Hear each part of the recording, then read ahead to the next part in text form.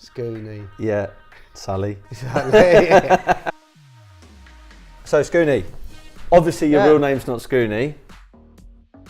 Well, my name's Tristan Schoonraad. Schoonraad. Schoonraad, okay, But at cool. school, you know, everyone's got a Y on it, haven't they? Yeah. Greeny, you know, Schoony. Yeah, Sulley. Yeah. What's your background? I was no good at school. Went into the film straight away with my dad. We've done all the Star Warses and Yeah, I remember Star Return Wars. of the Jedi. Took me on the set. I've seen plenty of photos with you with certain actors, celebrities. Because we have to live cast them. So you have to actually get them in and actually... Cast their head. Tom Hanks, all the people in Private Ryan we had to do. It seems like the bigger they are, the nicer they are. Yeah, because they've got that far, because they are nice and they're easy to work with, I suppose. Tom Hanks was just, you know, perfect gentleman. When did you decide that you would actually turn it from just making props as a job or a living to art? One day we was at Wolfman, and this girl who's working there, she put on this art show. So all the sculptors and that were putting stuff in, and she said, "Do you want to put something in?" I went, "Oh, I always wanted to." First one I'd done was this little boy up a rope. It was like the Indian rope trick. So I've got this steel, what looked like rope, had it all welded, and then he's up the top of it like that, you know, like. Yeah, yeah. As soon as I made that and went to the show and it's there, and people are going, "Oh, look at that," it's like, you just get The hooked. penny kind of drops and you think, Yeah. this is like a direction I want to go Yeah. down. I mean, making money is obviously good, Yeah. but the feel-good factor, the fulfillment, Yeah, that's better than the money. it's like a big adrenaline kick. Yeah. I thought someone likes, you know, what I'm doing. So the boy soldier is literally a young lad. How old is he, roughly? He was 7. 7. And it was you moulded your nephew? Yeah. Nephew? Yeah, Kai. Yeah, he's 17 soon. You're going to do the second one, aren't you, of him? Yeah, at Potentially. 18 I thought. At 18, Yeah. okay. So I'm going to just describe it. So it's a boy 7 years of age, barefooted, only got shorts on, holding a grenade in one hand, the other hand has got the pin out, so Yeah. you know it's ready to detonate. He's like looking up, and it's up to like the kind of the viewer, the person who's looking at it, to come up with their own concept of what is going on with this kid. One of the other first pieces that you released, which is still today one of my favourites, I fortunately have one of them, Union Jack one. I think I've got 1 of 5 or the AP version, I can't remember, which I really, really like. Still at Woodbury House Studio at the moment. We made some photography as well of it. This piece behind us, Butterfly Kiss. Butterfly Kiss, and why did you do that? That was, I'd done a cast to my girlfriend, wife now, and I just had 2 casts out, and it was just the front of her face, and I went, I made them kiss, and I went, look at that. Oh Looks shit! like it looks, because it's the void in between the nose and the lips, it looks like the sort of body, Yes. the body of a sort of insect, of a butterfly.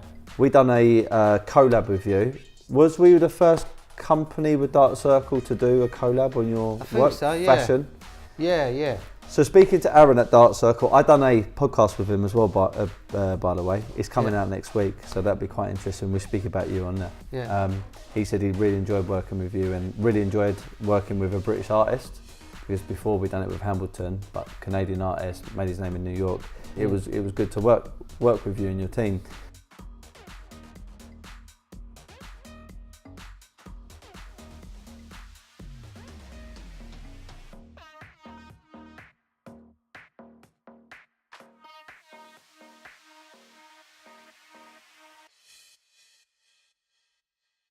Just to give credit, we're here at the Curtin Hotel, which is a hotel in Shoreditch on Curtin Road. Thanks to Olivier, he's hooked us up with one of the suites here. My company, which I'm co-founder of, Woodbury House, is kitting out this room. We have Harif Guzman in here, Eve Dahan, which is half a roast chicken, Schoony, who we're about to do a podcast with, Living Cool, which is another photography artist. We have Days, the list goes on, and Richard Hamilton, of course. So I wanted to get Schoony here today because I feel his story and his artwork and him as a person, really genuine, lovely guy, very humble, very grounded. I wanted just to, tell an audience about his background, why he got into art, and also, I think even like the younger demographic who are going to be listening to this, I was talking to Kieran Richardson yesterday, and I was saying that, what about people that haven't found a skill, playing football, making art, what would be the kind of advice that you would give to younger people about maybe finding something that's their niche and everything else? But we can get to that in a minute if you want. So thanks to Mimbosa as well for hooking all this up. That's great stuff. So Schoony, obviously your real name's not Schoony. Nah. So where did Schoony come from? Well, my name's Tristan Schoonraad. I want to say something actually before you go on. I remember walking into your Big Brother house.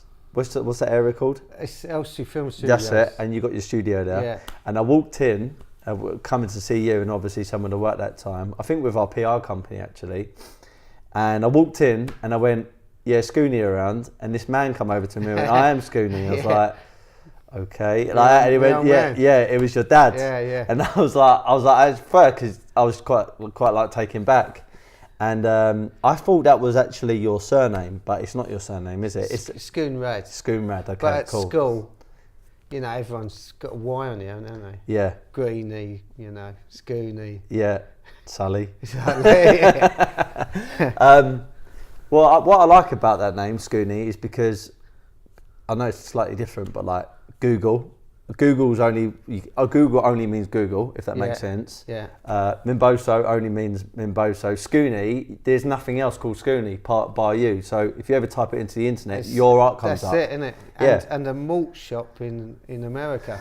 Oh right, okay. That's it. Yeah, maybe there might be you can go after him for taking your name. But so Schoony, what's your background? It's all film work. Started with my dad. I was no good at school. Went into the film straight away with my dad. I forgot what I was on now. Your old man went to some pretty big films, didn't he? Yeah, he was a plasterer. Started off as a plasterer. Jesus. He was about 25. Crazy. I think his first film he was telling me was Green Ice with Ryan O'Neill. That real old film. Yeah. And he'd done all the Star Warses and. Yeah, I remember Star Wars. Return of the Jedi. Took me on the set. So when you say he was on them, what he wasn't an actor, but what was he doing? He was a plasterer doing sets. Okay. It was all sets and, vases. And right. So you were plastering. So you were plastering. So how did you get into like making, let's say, artwork or sculptures? Like what was the transition? By the time I started started in the films, my dad had started going into creature work at Jim Henson's workshop. He's worked on, Dark Crystal and making the monsters, moulding the creatures. Okay. So I sort of went into that side straight away. Okay. And you started like finding it interesting, exciting? I loved it. Yeah. Why I knew at school I was going to go straight into it. Okay. So I was rubbish at school. Is it because I just knew I was going to do that? You know what? Like I'm sort of digressing here, but I'm a new father, as I mentioned to you. You're one of the people that always said to me, as soon as you have a kid, things will change for the better, and you were definitely right with that. I know you've got a daughter yourself. Yeah. And conversations come up about schools. Go private school. Right, yeah, I'm thinking about that. I'm thinking, I don't know if it's wrong with me, but I'm thinking, it almost in my mind doesn't matter because I feel like I'm going to build up a couple of businesses, which I hope, even though I won't ever tell him this is what you got to do, he can make his own choices, but kind of condition him or steer him maybe into one of our companies. Yeah. And going back to your own story, I mean, I would never promote to any kid to say, don't listen at school, don't bother going to school or don't even try, because that would be wrong. I think it serves a purpose and it's needed. But even if you don't get grades or the good education, how do you feel about that? I think is absolute paramount, or there are other choices out there? You just got to see how they grow up. I think my brother's 2 kids. One of them wants to do the films, and the other one's going off to university to do. He likes politics. All right. So you know, he's grown up around the films, but he's going that way. Okay. Uh, Cool. He's a brave man, especially in today's climate. He's really smart. Yeah. Yeah. Wicked. So plastering, you went into making like the creatures and stuff. Yeah. So, okay, plastering. It's literally like a plasterer at a house. I never got to do that bit. Okay. That's what my dad started off as. So you're making creatures like props for films. Yeah. What was the first or maybe biggest film that you ever got involved with? When I first started, it was really Thatcher mucked up the film industry, and it was pretty slim on the ground. So it was sort of B movies. I don't know. Were they getting lack of funding? Yeah, and sort of the first sort of big long one I done was this Space Precinct. Jerry Anderson, who done, right. You know, like he done Thunderbirds. Right. This was his new program. We've done all the creatures on that. Wicked. For over a year, he was doing that. I used to collect all them when I was a kid. Yeah? Thunderbirds. Yeah, I used to love it. Do you remember that Space Precinct? Vaguely. More like, Thunderbirds. It was like police in space. Yeah, there was aliens. Yeah. Yeah, well, didn't do that well. Yeah. But then it all started kicking off, and then the films took off again when sort of Private Ryan sort of come about. Okay. And from then it's pretty much been full blast film after film after film. So like, during that, I know I've seen plenty of photos with you with certain actors, celebrities. Because we have to live cast them. So you have to actually get them in and actually cast their heads. And how would you cast someone? Well, it's like mix out a bucket of alginate, the stuff you do your teeth with at the dentist. Okay. Bucket of that, and slap it on them. You slap it on much, them, yeah. all over their face. Yeah. What happened? How do they sort out their eyes? Just shut their eyes. And then you shape their eyes for them later on? Yeah, if they got to have their eyes open, you've got to sculpt it open. Oh, right, okay. Who does that, you? Yeah, a bit of that. Yeah. So how would you do someone's tongue and stuff? You don't... No. Stick out their tongue? Stuck in their mouth. Yeah. And so have you ever... I mean, I've seen people like Cara Delevingne and some very, very high-profile people. Who's like... Who else have you managed to work with? Well, it's Tom Hanks, all the people in Private Ryan we had to do. One of my favourite films, Steven Spielberg film. Yeah, well, we just cast all the actors, all of them, but why? Because they didn't know how they were going to die. Right. They still hadn't sort of figured out. They were just going as they. They said you might as well just do it now. Right. Okay. And have the head ready, but in the end, Tom Hanks he's just sitting there with bloody t-shirt, isn't he? Oh, right, I didn't even think about that. They would have to make props for that. I only ever think really props of like Star Wars or all these made up creatures or characters. But so like if someone gets shot, you have to basically make up that the bullet's gone in there or something like that. Yeah, like we done, what's it called, Black Hawk Down. What a film that is. And that bloke gets dragged through the street, getting kicked and punched, so that's a whole body. And it's that, I forgot his name, it's the bloke out of Game of Thrones. Okay. You can't do that to him. Yeah. So he's naked, he's getting dragged through the street and they're hitting him with their shoes. And So you've done a bunch of different like Hollywood actors and stars and stuff. What is it like to work with these people? I mean, I guess they're all human beings at the end of the day, but are some easier to work with than others? Are there some kind of people where you thought on TV they seem nice or they seem horrible and you get to meet them completely different? It seems like the bigger they are, the nicer they are. Really? For some reason, yeah. That's cool. Yeah. Because they've got that far, because they are nice and they're easy to work with, I suppose. Yeah. Tom Hanks was just, perfect gentleman. Yeah. I remember hearing through Paul actually, he said that you were in, where is it? Either the Groucho Club, which is in Soho, or the Ham Yard, and Cara Delevingne walked through. Yeah. And she's with a bit of an entourage, and she's turned around and seen you, and she went, Schoony, and ran over to you and hugged you. And I said to Paul, you know what? Do you know the reason why that happened? I'm not just saying it because you're sitting there, because you're a genuine nice guy, and going off of what you just said, it's so important. No matter how successful you become, it's always important to keep like humble and also nice and a good energy, because then you attract better people. She seems like a nice lady. Lovely, yeah. Yeah? Really nice, yeah. You've done some art for her, or you have made her into an art piece? Yeah, I've done a collaboration with Chemical X. Oh, that was cool, that event. But we're not allowed to say sir. Okay. But reading between the lines, it was basically her. Okay. Wow. We won't say it was her. It was a model. Yeah, it was another model who looked very like her. Maybe a twin that she hasn't found yet. Yeah. Okay, so you started working, making these props. When did you decide that you would actually turn it from just making props as a job or a living to art? What was that transition? How did you make that decision? Just watching, the stuff we make. I was working with like the best sculptors in the world, making these monsters, and then one day we was on Wolfman with Benicio del Toro, that one. And this girl who's working there, she put on this art show called Monster Mash or something. So all the sculptors and that were putting stuff in, and she said, "Do you want to put something in?" I went, "No, I always wanted to." The first one I'd done was this little boy up a rope. Right. It was like the Indian rope trick. So I got this steel, what looked like rope, had it all welded, and then he's up the top of it like that, like. Yeah.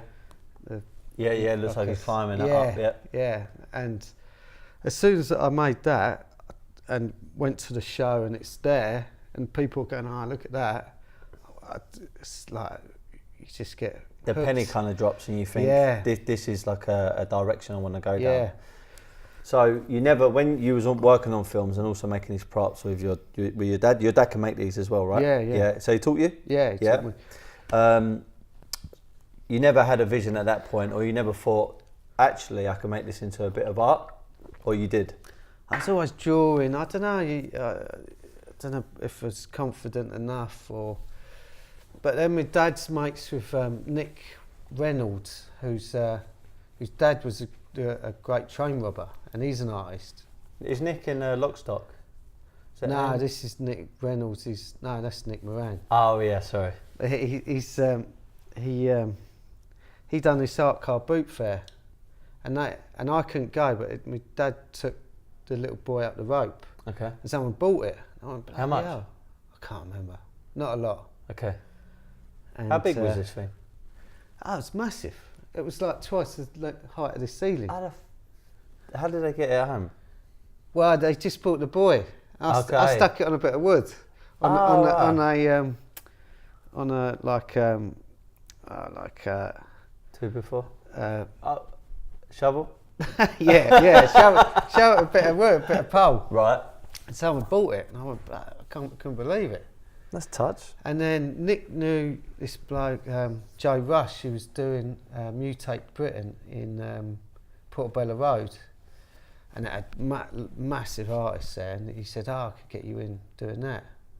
And went down, saw Joe, and he goes, "Yeah, great. Put something in. Do you want to put more stuff in?" And I just went back to the studio and just made so much stuff. Good. Put it all in there, and it all sold. It's amazing. And I went, blimey. That must be. I just couldn't believe it. I mean, making money is obviously good, but the feel-good factor, the fulfillment. Yeah, that's better than the money. It's like a big adrenaline kick. Yeah. I thought someone likes, what I'm doing. It's like when we had the event at Woodbury, and I remember you coming over to me, and he's saying it's a strange feeling because everyone's here because of your work. Yeah. And it's like almost because when I went there, I didn't know it was that. Paul never told me it was that. Yeah. It was like I thought it's like a group show, but it wasn't, was it? No. We'll get onto it in a minute. It's the collab that we've done with Dark Circle. Yeah. It's one of the t-shirt designs here. So you decided to become an artist. You kept the name which you had from school, which is Schoony. Yeah, I was umming and ahhing. What should I do? Tristan Schoonraad. That's a bit. It's a really good choice, just keeping it like that. Yeah. It's a powerful name.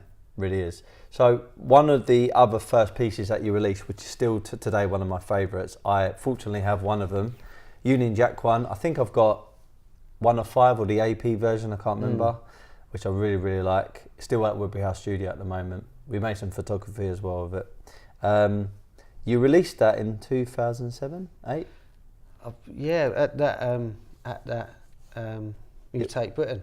Wasn't there one where you had the French writing over it with the blood, which was the panel version? That was just after that. Yeah, that was outside Parliament. So just for the people that haven't seen that mould or that sculpture, which again is incredible. So describe it. What does it look like? Well, I made that one you're talking about, freestanding boy soldier, and my mate Haruka got into contact with me and said, I want to do a show in Japan. And it went out there, and it was a Union Jack one. Right. It went out there, and it had loads of photos, but he said, doubtful you sell it, because there's no room for people. Oh, right, because they live in small accommodations. Yeah, even if you're rich in, live Tokyo. in a shoebox. Yeah. So I thought, I'll just cut him in half. And that's where you got the panel? Yeah. I didn't even know that's where it come from. Okay. Yeah, it's because I thought, how can people, like that one, how can people have it if they haven't got the room? Yeah. Stick it on a panel, stick it on the wall. Very, very and clever. Solo. Yes. Carbonite. Yeah. And my dad helped make that. Okay. So I always loved that, So the boy soldier is literally a young lad. How old is he, roughly? He was 7. 7. And it was you moulded your nephew? Yeah. Nephew? Yeah, Kai. And he's It's weird, he's starting work with me Monday. Is he? Yeah, he's 17 soon. You're going to do the second one, aren't you, of him? Yeah, at 18 I thought. At 18, Yeah. okay. So I'm going to just describe it. So it's a boy 7 years of age, barefooted, only got shorts on, holding a grenade in one hand. The other hand has got the pin out, so you know it's ready to detonate. Yeah. He's looking up into the atmosphere with almost He's looking up to us. And he's got like, I wouldn't say a sad face, but it's almost like a serious face. Yeah. And he's got a adult's army helmet on. And he's like looking up, and it's up to like the kind of the viewer, the person who's looking at it, to come up with their own concept of what is going on with this kid. So I mean, why did you come up with this mould? It was, at the time, it was war on the TV. telly constantly, and I'd looking at him going, 10 years time, he could be at war. So I was looking at him, with an army uniform on. Because there's so many parts to talk about that particular mould. It's fairly controversial, and I personally like controversial art because I think some people hate it. Yeah, but it provokes conversation and debate. Yeah. Whether people hate it, whether people love it, or whether someone's quite neutral about it. Yeah. All these three parties can have a massive conversation, and that's what whole art is meant to do. It's not meant to be for everybody. No. That piece is not going to be for everybody. That piece is not going to be for everybody. Yeah. That's the whole point of art. Good, yeah. And it creates this debate, yeah, and which I think is the most important thing. Bit like music, bit like loads of different things, and fashion. So like you got the grenade, got the pin out. I mean, why did you choose? Because if you had the pin still in, it could have created a different message, because it's like, is this guy actually going to do anything with it though? Well, once you pulled the pin out, there's no going back. He's holding the trigger, because it's not until you let go that trigger bit pings off, doesn't it? Right. So he's holding that. He could put the pin back in. Right. Okay. But I wanted him looking up at us, going, look what you've made me. Because he could even be suggesting that he's committing suicide. He could even be suggesting, well, we could be. Well, I've done another one where he's called Duck and Cover, where he's thrown it and he's like that. Right. So he's not committing suicide. Or he could be throwing it. Like, what my take on it is that war and violence around the world has become so bad that it's actually dragging in innocent people, even kids, they're almost forced to go into war. Yeah. And I think it makes a statement. And consequently, after you released it, you obviously got in the media.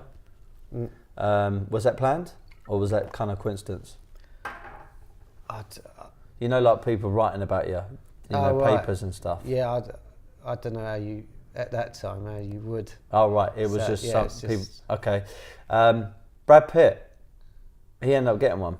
Well, he was given it. Okay. Because he collects art, though. Yeah. So, I was on, what's it, World War Zombie, and he's on that, and he's such a nice bloke. And then my dad had to do a photo shoot with him, so I goes, I'll give him this, and it was a small version of the Boy Soldier, and my dad said he looked really chuffed. Yeah, wicked. Well, I mean, let's have it right. I mean, he's A-list Hollywood star. Yeah. You know, worth a few quid. Actually, when I looked him up, I think he was worth 350 mil or something. That was a couple of years ago.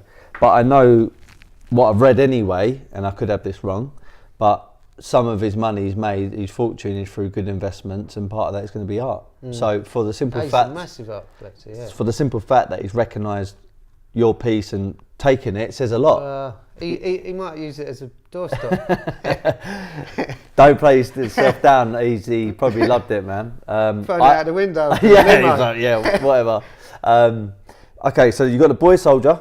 Yeah. Then moving to another piece, which is the Bruiser. Yeah. Now that is a female, a young girl. How old is she? I think she's about nine. Yeah. Who was that?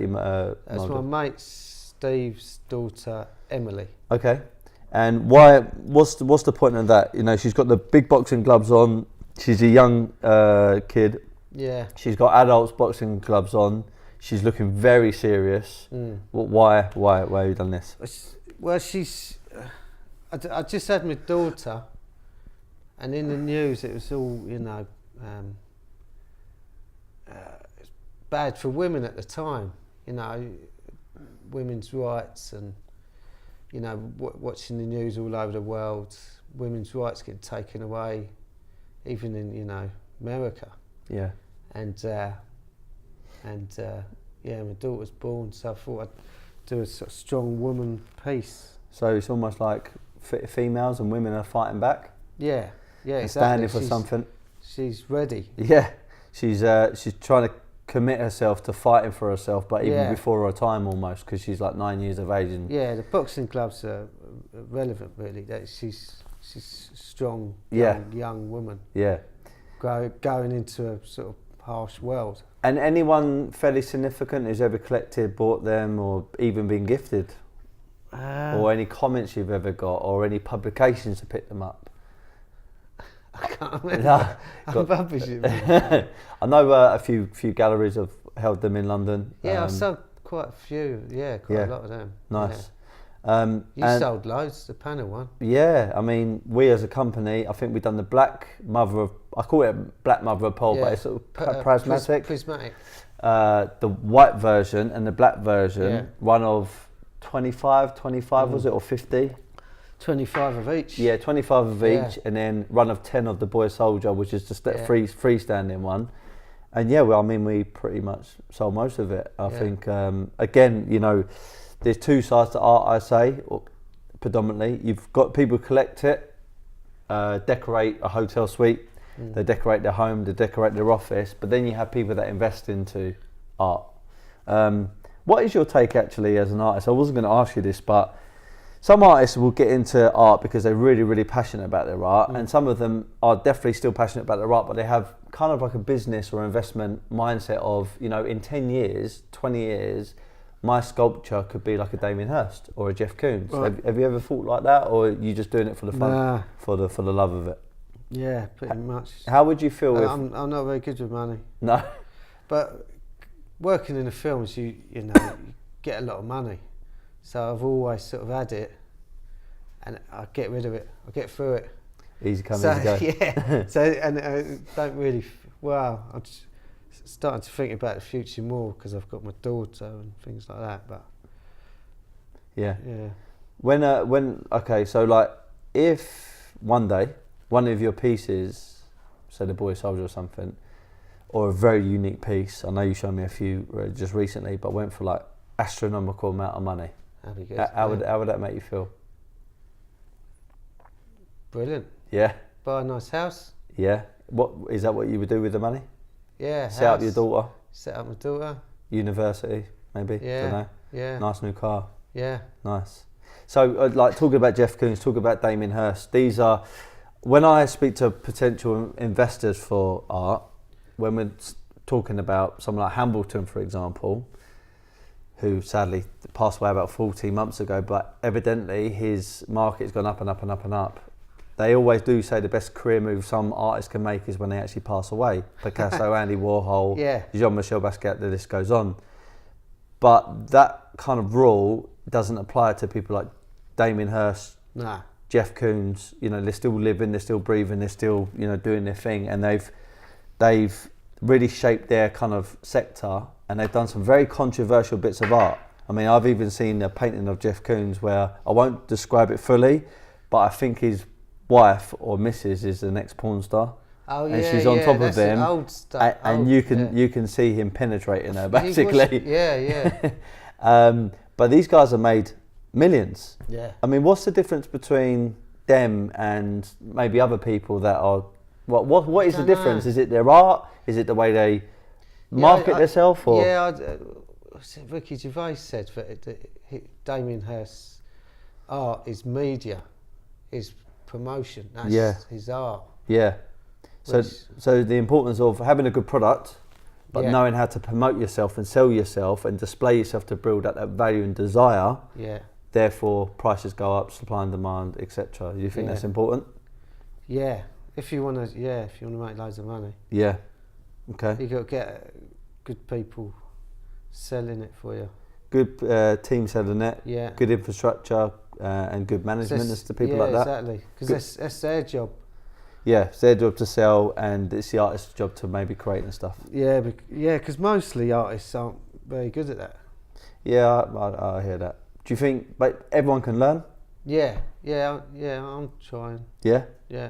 Well, that's why I think it's quite important to do even things like this, because even though back in the day I was uncomfortable doing any kind of speaking, I used to completely melt. Literally used to wouldn't be able to speak to anybody. Yeah. But over time, I've realised that you've got to kind of learn to promote yourself even a little bit, because it's the way the world has gone now. Yeah, yeah. So I think listening to your podcasts, you've got better since the first one. Really appreciate that, mate. Thank you. It's awful. Nice one. Good. It's good, and I like it. I like what you talk about. Good. It's good. Well, being in this great market of art, I get to meet the artists, people like yourself, Harris Newcomb, Tom Webb. There's going to be, I think, should be interviewing Eve DeHaan, which is Half a Roast Chicken, who does the neon lights. Yeah. Actually, be my first female guest, which I can't wait. Yeah, it's great, that stuff. And it's just good to meet these artists, because you guys and females are the creative ones, so you're very interesting. That's why I like to talk to certain people. Don't get me wrong, I like to interview business people as well, but sometimes they're quite black and white. Here's the numbers, this is what we do, blah blah blah blah. With artists, a little bit different. Sometimes you don't know exactly where the conversation is going to go, basically. Yeah. So this piece behind us, this is called what? Butterfly Kiss. Butterfly Kiss. And why did you do that? I'd done a cast to my wife now, and I just said. Oh yeah, congratulations! You got married. Yeah. Wicked. Yeah. And I just had 2 casts out, and it was just the front of her face, and I went, I made them kiss, and I went, look at that. Oh, you shit. Because it's the void in between the nose and the lips. It looks like the sort of body. Yes. The body of a sort of insect, of a butterfly. Yeah. And then just stretched it out. Yeah, I love that. It looked like a butterfly. And that was just it, really. Why did you make it? So, like, the cast is on one side. It's obviously not symmetrical. If you look at the whole board, why did you put it on? I think that's a really clever idea. But why did you do it? Yeah, the space is part of it. Yeah. Makes your eye go round. What's that thing called? The Fibonacci Fibonacci something. Okay, I think I know what you're on Makes about. your eye go round. Yes, okay. Painting. Yeah, All good painters have got it. It's like too typical to put it in the centre, basically. Yeah. It would, because it's right, it would look wrong, almost. Yeah. So, okay, we sold a few of them. I really like that piece as well. You sold. You done a ginormous one as well, didn't you? Which I think you sold on in the end. No, that's in Dubai.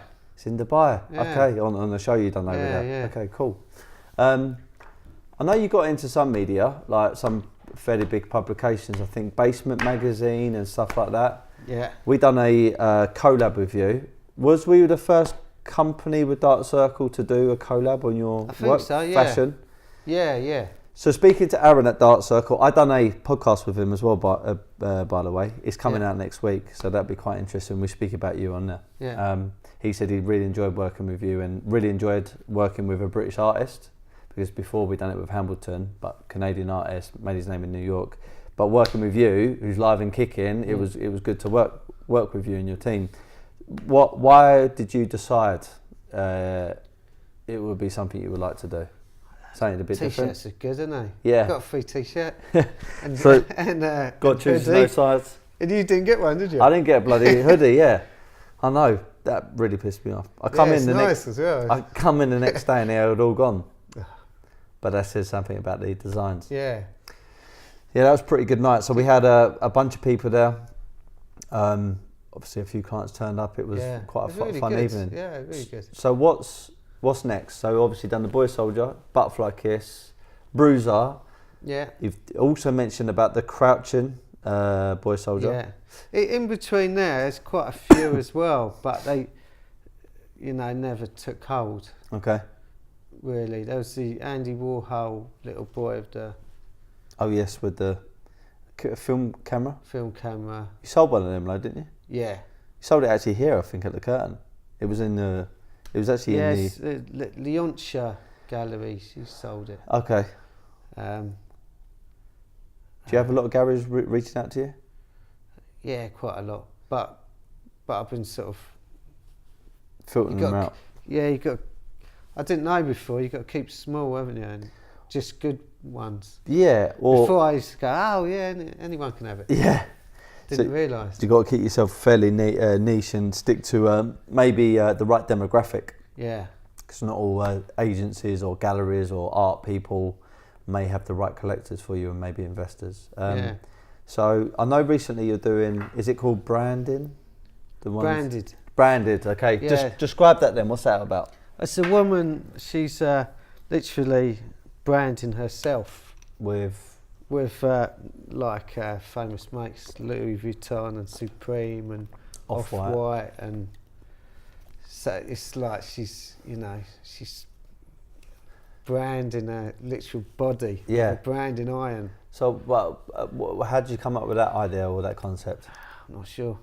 Just one day you thought about it. Is it because of social media, though? Because I speak about Instagram. It's Off-White all over it. That name come up. Yeah.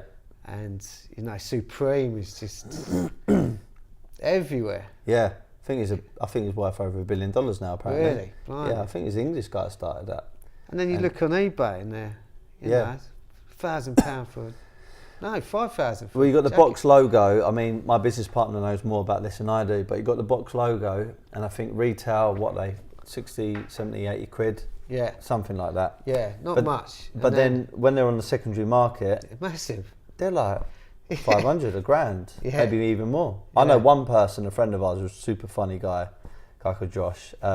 He buys so much of it, and when he was telling me like on the secondary market some of this stuff, I mean, it's investment. Like you can literally buy it, put it on there, and double, if not triple your money. So where your gallery is, there's a Supreme shop. Yeah. Every time I walk past there, there's a massive queue.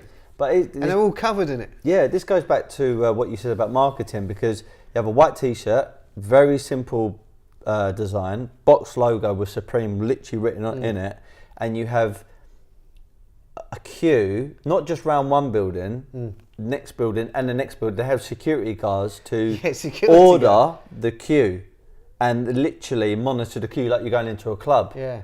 I mean, that proves that if you get a good enough following and get a good enough hype and excitement and a let's say, client base, you can literally do the most basic design and Yeah. people still want to buy it. They Just still make get that. it a little bit camouflaged. Yeah, And it's slightly different. it's incredible. Yeah, it is. So you got branded, and anything else coming Boots. up? Boots. What's that That's again? a new one.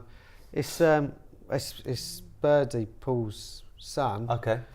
He's like his father's footstep. He's wearing oversized, like his father's army boots Okay. with a gun. Okay. So he's either you know, following his father's footsteps, joining the army, or worse. Yeah. Okay. Or- Going down maybe a bit of a controversial path. Yeah. So putting well, no, actually, we're staying on the art topic. So like when you make these molds, that's one side of it. But then what about the colourways? Where'd you come up with these? Because that prismatic paint, or even that, which when you shine a light on it, it shines like a rainbow almost colour. Yeah. How did you come up with these ideas? I just Messing around, just playing with different and paints? looking at new paints will come out. I like looking at sort of colourways, or I like architectural stuff. Right. And they're good at, you know, the Yeah. new colour what comes out. And Do you know you've done a colourways. big boy soldier which is coming out the wall over in Croydon? yeah, Whereabouts is that? I don't know. I never went there. And it's blue. Blue. Who yeah. come up with that colour? Well, yeah, at the time it was a bit of a trendy one. Okay. That blue, Yeah. cobalt blue. It's like a real deep. Yeah. Yeah. Jeff Coombs was doing the blue balls. Okay. You know them blue balls on Yeah. things? Yeah, at the time it was a bit of a trendy. And colour. what did I'd they? go and paint it again. Yeah. What did they do? Did you gift it? Did they buy it? Did they commission it? No, they gave me money. Yeah. Yeah.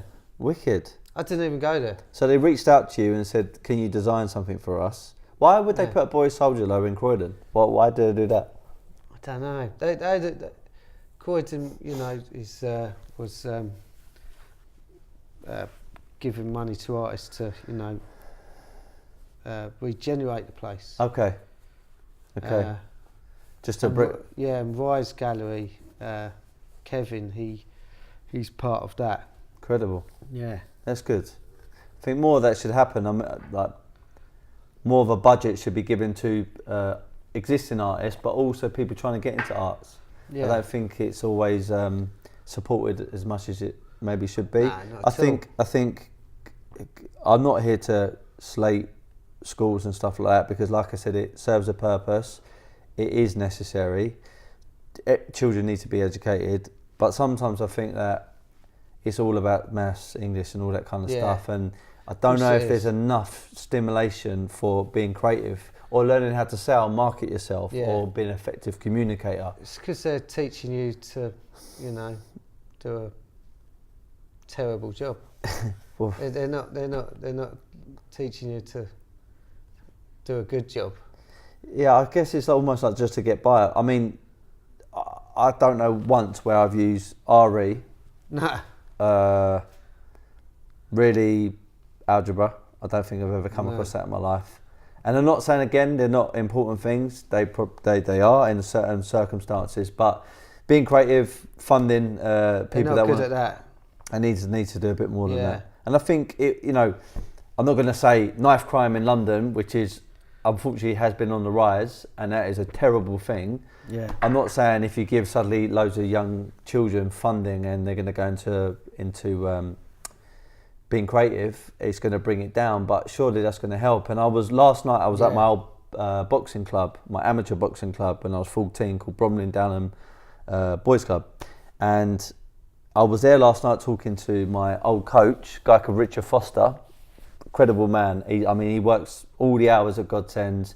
He does it for next to nothing. He's there to support the kids, and he said that if this boxing club wasn't around, all these kids would probably be on the street. They Yeah. would be turning to drink drugs, selling it, consuming it, violence, crime. We need definitely. more support for either people getting more in sport, Yeah. creative stuff. So I There's think nothing to do. people just get bored.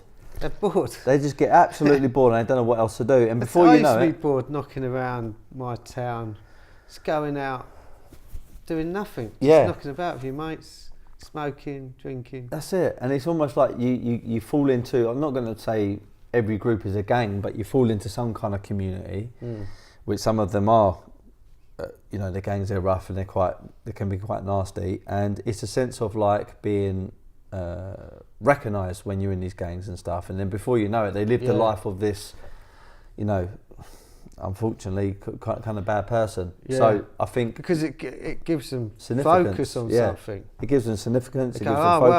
well, I could be like that older bloke. Exactly. The hard bloke. Yeah. I could be like him if I. How important do you think it is from a young age to even a little bit older to have some kind of focus and even goals? Maybe have them later on. Be a kid longer.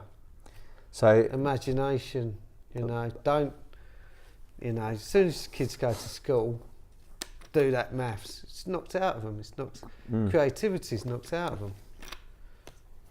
them.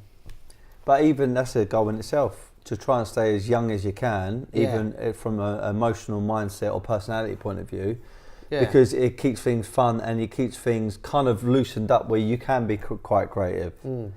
But do you have your own goals? Like, do you say in 5 years' time, me and my wife, my daughter, or my business, or my art, want to evolve it into this, or do you just kind of go with the flow? Yeah, I wish I could say, yeah, I'd do that, but no, just go with the flow, really. Yeah. I look on Rightmove a lot to see what else I could get. But I think that's the main aim, of, you know, a beautiful house. Okay, so that's like visualisation, looking at certain goals. Yeah. Acting as if almost when you visualise something and go onto, you know, a website where you're looking at cars, watches, and all that kind of stuff. Do you think it would help visualising, you know, seeing yourself doing really well with your art? It probably would, wouldn't it? Yeah. So what I do is on my vision board, I have two. I have one at work and one at home, and then I also put certain things on my phone to remind me about my certain goals and vision, things which are important to me. Goals, in my opinion, should be spread over like 7 different areas, which will give you almost a complete life. The thing is with it, it's a bit of a mad paradox because goals are there to keep you focused and keep you driven, but you're never always going to get to the very, very end, because even when you achieve a goal, you're looking for the next one. So it's an ever evolving journey and you're pursuing these goals all the time. But I try... Evolution. Yeah, you're just always pushing yourself. It's like going to the gym, for example. There isn't never going to be a point in my life where I'm thinking, right, I'm the fittest I am, I'm the strongest I am, the quickest I am, most powerful, and now I'm going to knock on the head. You've got to maintain it. You've got to keep on going, basically. So I put myself on the vision board as much as I can by either impersonating myself in something, which I've done recently, which was me standing on stage for TED Talk, putting a TED Talk in the back because that's like a spiritual goal for me. That's what I want to do. I want to achieve that. So I convinced my subconscious mind it's happened by impersonating myself, Photoshop myself on it. Then I could do one with a car.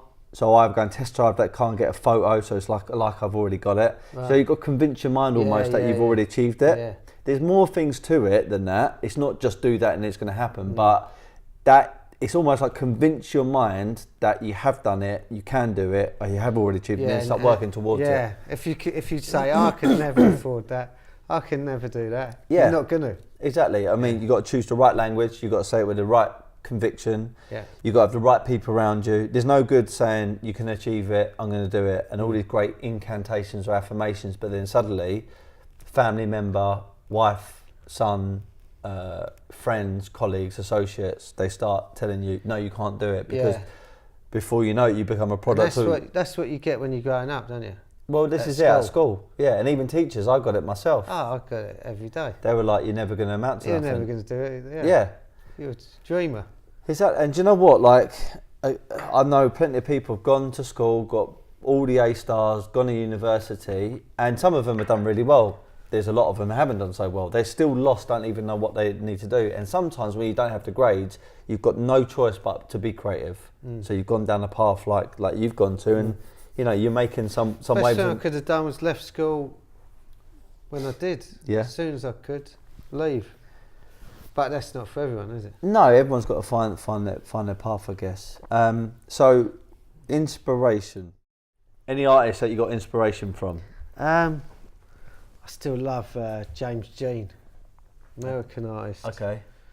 He does stuff with Prada, but it's just, I look at it and I think, how's he come up with that? Is that? I mean, I'm not so au fait with that person, but is it like canvas work or It's painting? everything. Everything and anything. Sculptures, Sculptures. He's amazing. lighting. Okay. He is. What about the people like the, just going back to what the owner of here said about your work, said it's like Banksy-esque. What about Yeah. Banksy? Oh, of course, yeah. Yeah? He's, yeah. When you first look at that, his book, Yeah. what's it called? Walls? I forgot what it's called now. When you first look at that, you go, wow, Yeah. look at it, it's genius. And do you think that's very clever marketing as well, how he's done certain things? Yeah. Very. Yeah. But he was doing it a long time, wasn't he? Because it's Before it still got unknown big. who he really is.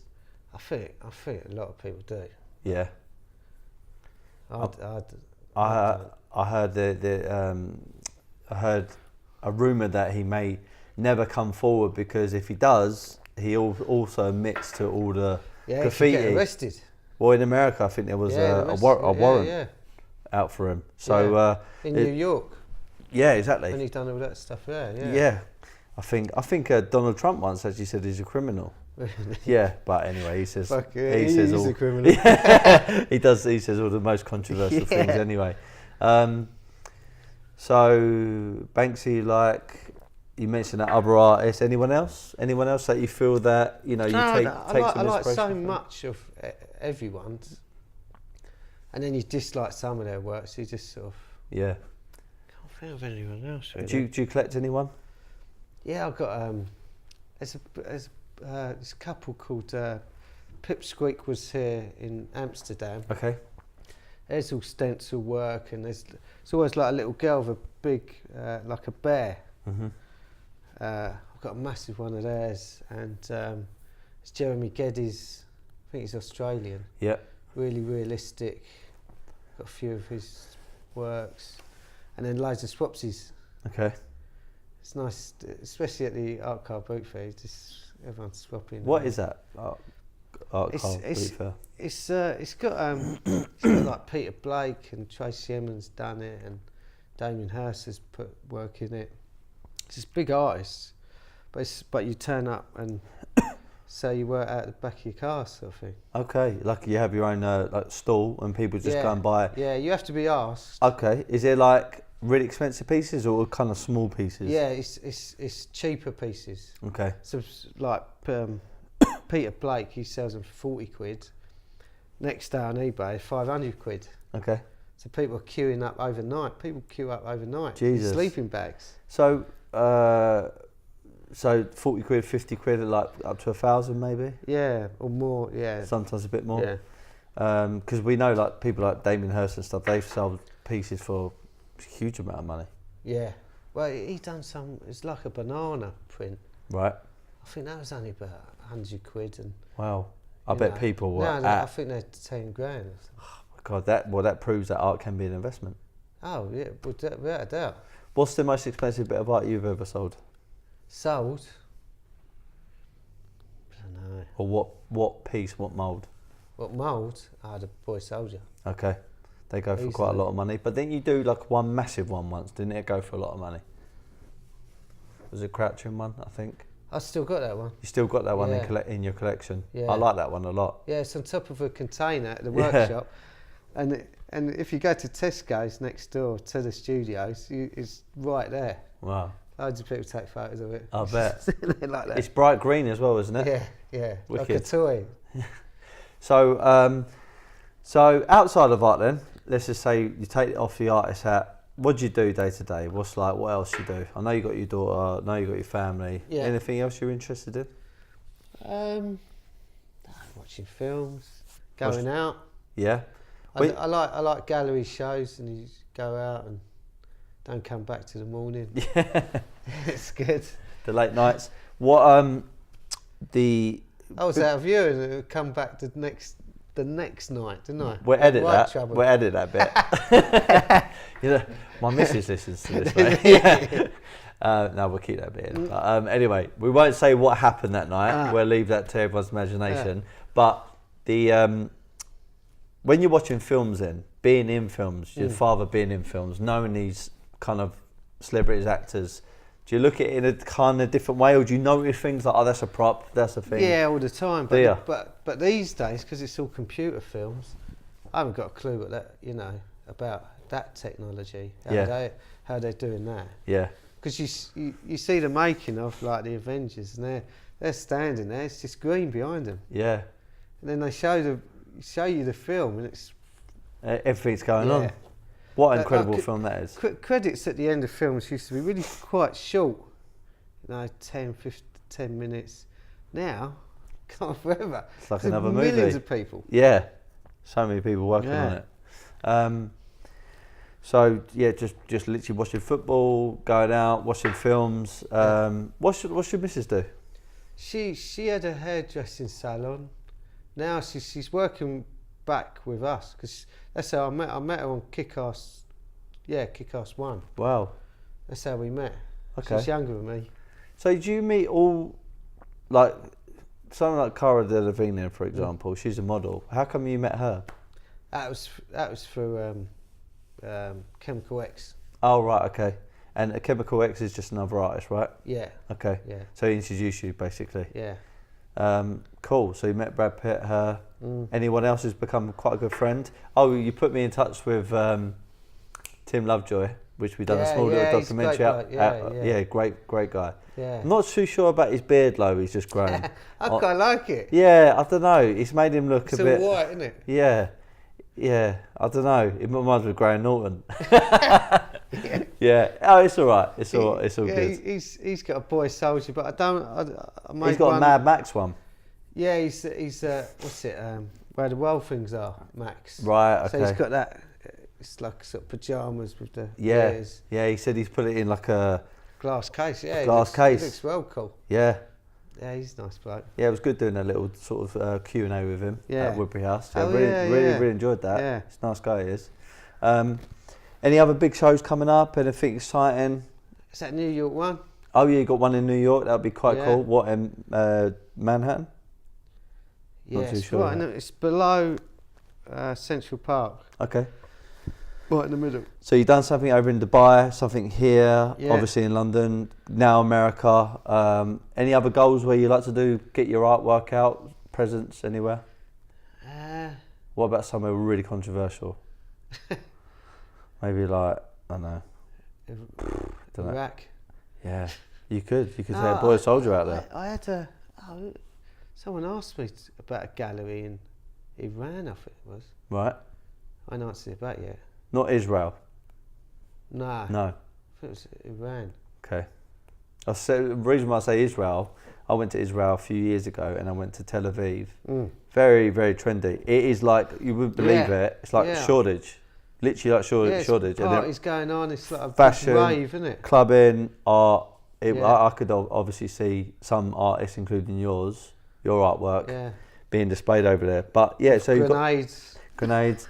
Have you got any wish lists then where you wanna get your art? I mean, what would it mean to you if you got into certain collectors' arms, or you done something else for like another council, like Croydon Council? What would that mean to you?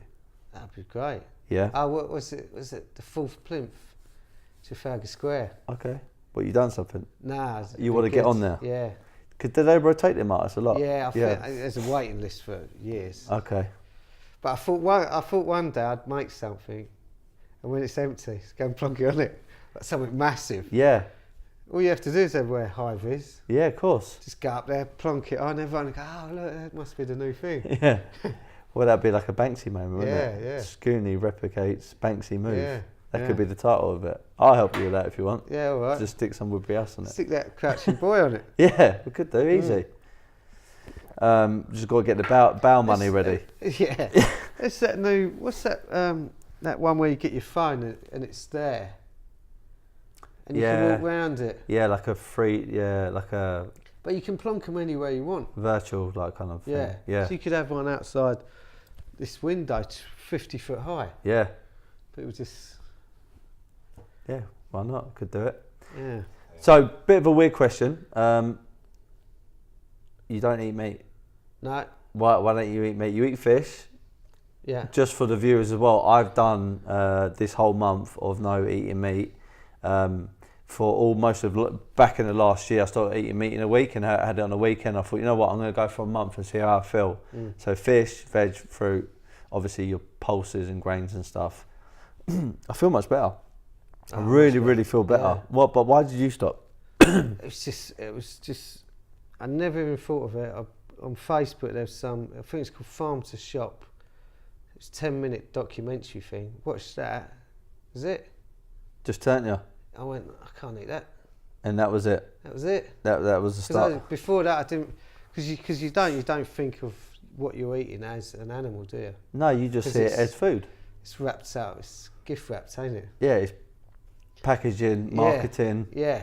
You're conditioned. Yeah, you have to have protein, which is rubbish. Yeah, because you can get it out of plants. cashew nuts. Yeah, you can get it out of plants. Yeah, what was that? One potato's got enough protein for one day. You don't need meat. Yeah. This is a big con, and it's destroying the world. Well, there's a lot of hormones put in the meat which you're consuming.